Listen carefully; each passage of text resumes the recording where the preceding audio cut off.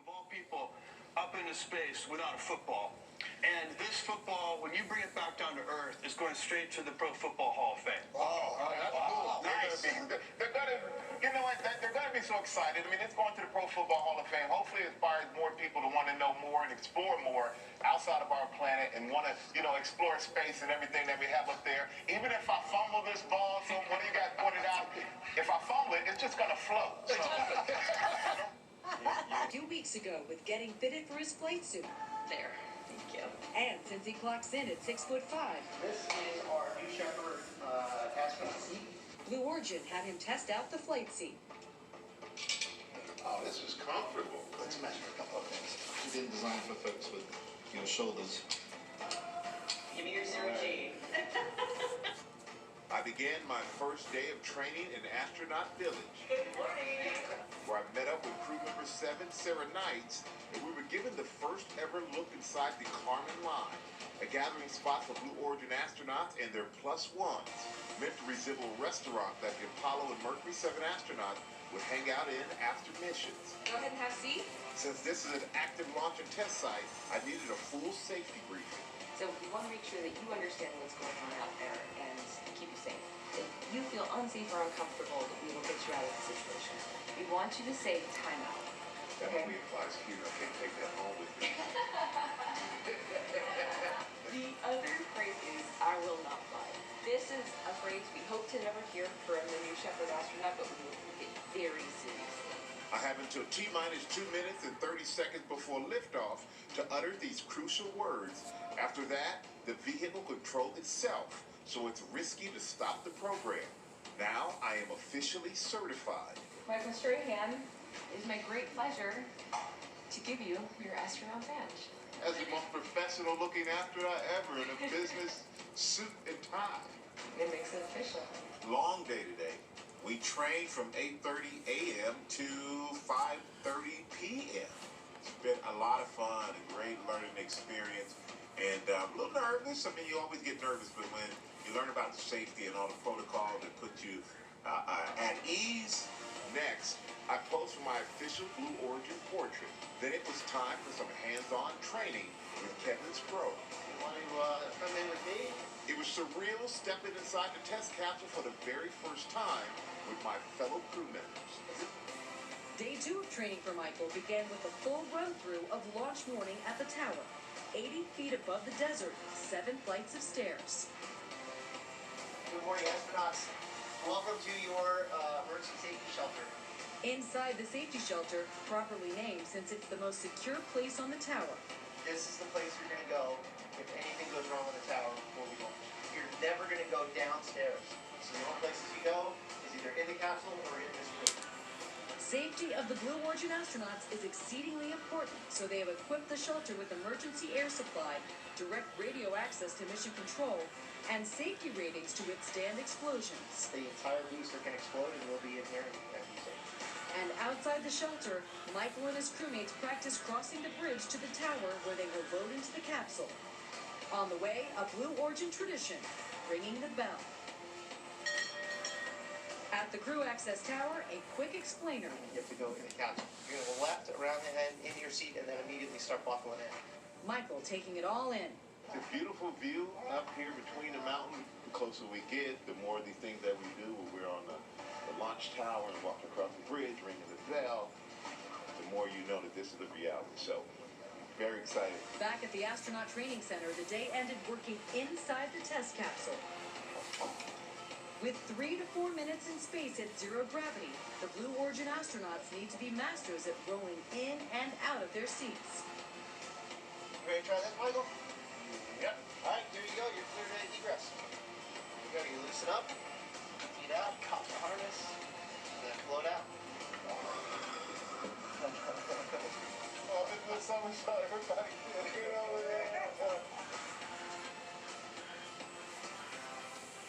It is getting mission patches since 1965. Take a look at that patch. It has all of the passengers' faces on it. It's pretty cool. There's a special nod to legendary astronaut you just mentioned, Alan Shepard, of course, yes, the first American to travel into space, and pays homage to Glenn de Vries, the entrepreneur who launched into space on a Blue Origin flight back in October and then unfortunately tragically passed away. 8, 7, 6, 5, 4, minute and start. 2, 1.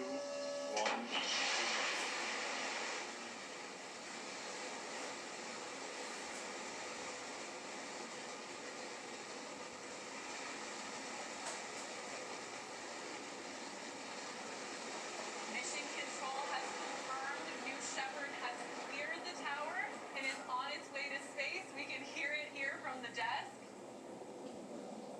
If you're following along with us, you can see on the lower left side of your screen that we're gaining speed as New Shepard lifts off towards space with a full capsule of 6 humans for the very first time. Noticing that altitude bar also on the bottom of the screen, we are climbing fast.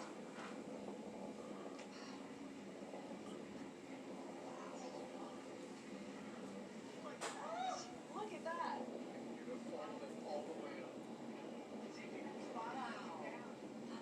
We punch through max Q. That is the point where the aerodynamic stress on the New Shepard booster is at its maximum. Our original 6 are getting the ride of their lives right now.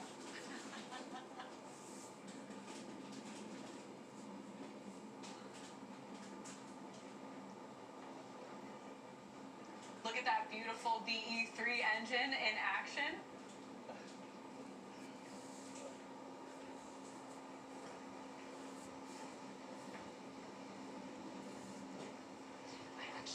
I'm actually shaking.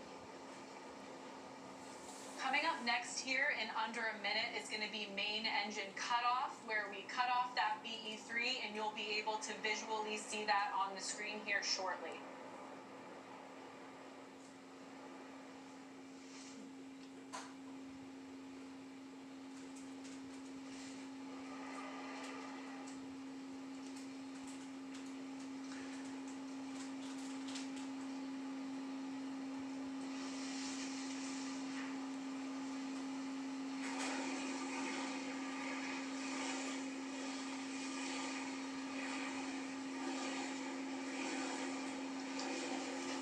And there we see it, main engine cutoff of the BE3.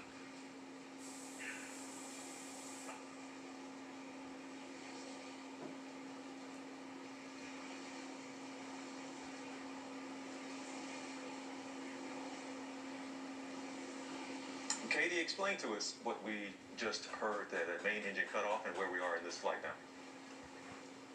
So that is the engine that's been powering them up to space, and it's gotten them to Mach 3, and they are still continuing up, but the engine is no longer powering them. They're going to separate that booster, and then the capsule's going to be by itself on that arc, that sort of 3-minute arc, the highest altitude, probably about 350,000 miles, and then arcing and then coming back down for a landing. So they are weightless now. They are in 0G, they've practiced for this, and now it's really happening.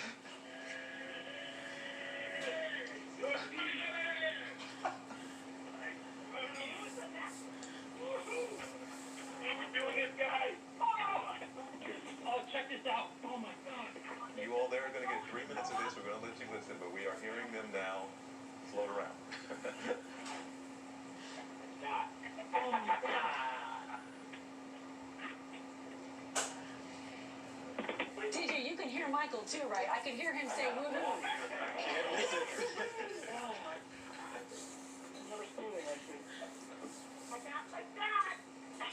Mission 19! All right.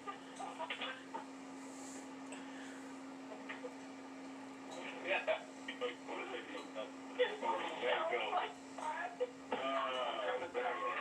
go. Make sure you know where your speed is.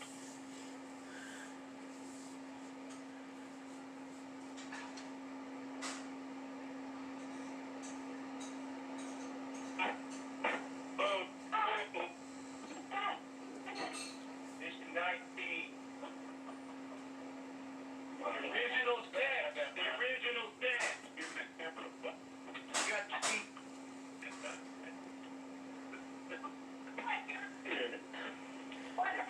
1 minute warning. 1 minute warning. Well, huge congratulations to all 6 crew. They have crossed that Kármán line and they became official astronauts. Outstanding. As you can see, we have 2 distinct vehicles in the screen now. Both the crew capsule and the booster are descending. It was so amazing to hear from such an excited crew. I just love hearing their real reactions, real time. It is just awesome. That energy walking up the tower definitely translated into space.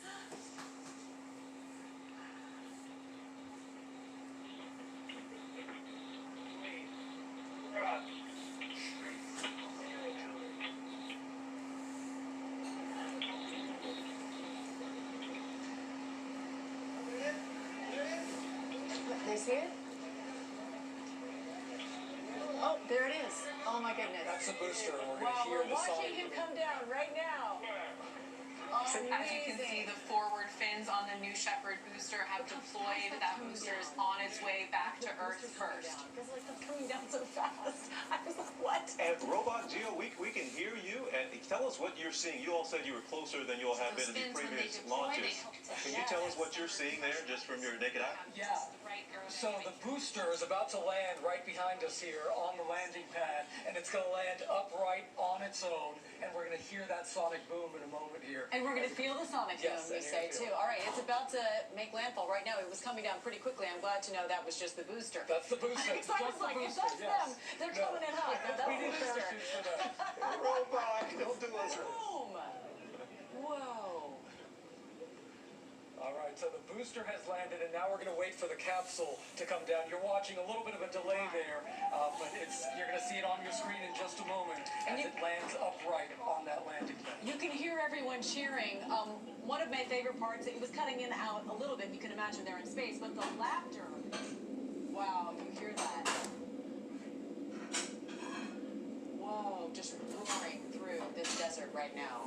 Engine restart. That's what's amazing. You can feel that power. Okay, so here it is. The video's showing as it lands. Look how incredible this is. Wow. Hear that? Feel that for sure. That beautiful booster power. Yes, this is the booster. This is not Strahan yet and crew. This is the booster. Welcome back, new Wait, Shepard. Are we seeing it now? So we're looking, TJ, we're looking in the sky here, trying to see where the capsule is. Are we seeing it already? We don't have there any it is vision. right there. Okay.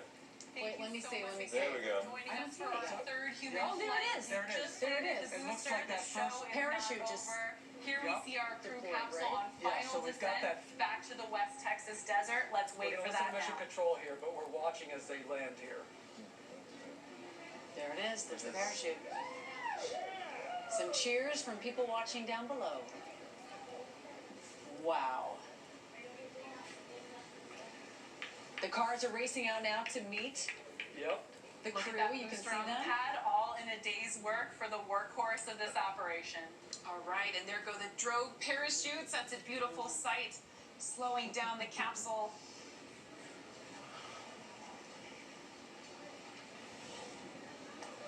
And there we go, the drogues lifting out the main parachutes.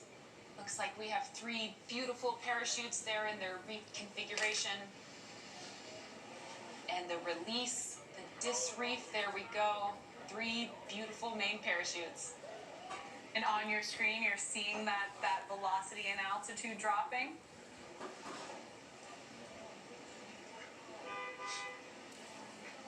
And you could see that number there, 15 miles per hour. Eventually it's going to slow down to 5 miles per hour. Pretty So remarkable. while It's these remarkable parachutes amount are of time. obviously essential in providing a gentle touchdown for the crew capsule, Yeah. New Shepard also has an innovative retro thrust system. So that's on the bottom of the capsule, and that will make touchdown even smoother for the astronauts flying today. And that system there, that's why you're going to see that dust as it lands, because it just pushes that dirt there, and it lands at like It's 1 a mile cushion. per hour. It's It really is. incredible. There it is.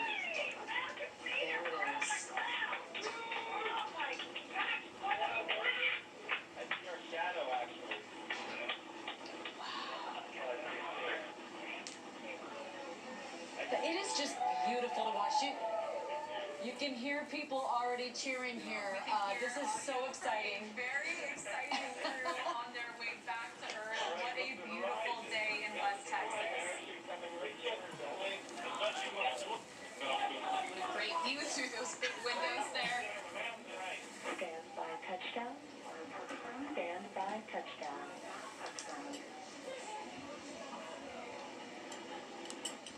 So keep in mind here, there we go. Oh my goodness. Touchdown. All right, that is here. It was great. To see all the friends and family down below, TJ, watching the crew come down was such a special experience because, you know, you could hear the cheering, and when we heard the astronauts laughing with weightlessness, you could hear everyone around here laughing with them, sharing the joy, so excited that they got to have that perfect 11 minutes. It seems as though it was perfect. Everything was just according to plan. And I heard your sigh of relief. When that landing happened, I heard it. But it really looks like a clean operation at this point, and we're going to wait as they actually exit that capsule and meet some of their family members and their friends, and of course, we believe Jeff Bezos is probably there as well. We believe that is the truth. TJ, what was it like watching for you? You know what? I don't know if they have an ISO camera on me during my reactions, but it is. It's anxiety-inducing. It's very exciting, but I feel a lot better to see that thing there on the ground where it's supposed to be. And look, the parachutes were out, and this is why it had to be delayed, right? We talked about some of those winds, but it was a very particular area where it needs to land, and there was concern about some of those winds throwing it off course when it's coming back down. Actually, those parachutes picking up that wind.